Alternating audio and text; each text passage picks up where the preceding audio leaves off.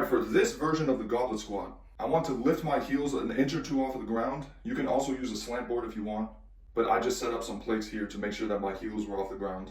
And then I want to put a resistance band around the top of my knees. I put my feet about hips width distance and I make sure that my toes are pointing forward.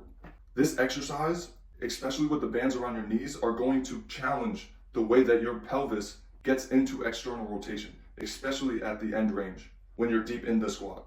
The main thing to focus on here is a 5-second eccentric. So go 5 seconds on the way down, and what we're trying to do while we go down and lower our bodies is find the range of motion that tends to stick or make us feel uncomfortable. Because what we usually do in the weight room is if something makes us uncomfortable or we have a sticky part of our range of motion, like let's say I go down into a squat and about at the 80-degree mark, my knees tend to hurt. What I usually do is just use momentum to skip that range of motion and then try to catch myself later down the line. What I want to do here is use the very slow eccentric. And when I get that feedback or pain or stickiness or whatever, I want to slow down even more and listen to that feedback.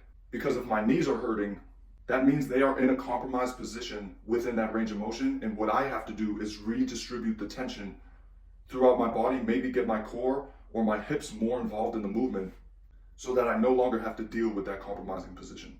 If we're still dealing with pain or stickiness, it's most likely due to a stuck pelvis, which means your pelvis is not able to externally rotate and internally rotate as a part of the entire system. And that means we got to go back to our posture chores. Remember, at the bottom, we are trying to gain maximum tension with that band and lightly pushing our knees out, but not too wide to the point where they are wider than your feet. All we want to do is get a sense of that activation in our glutes and then use that to brace our core and then drive from the hips out of that position.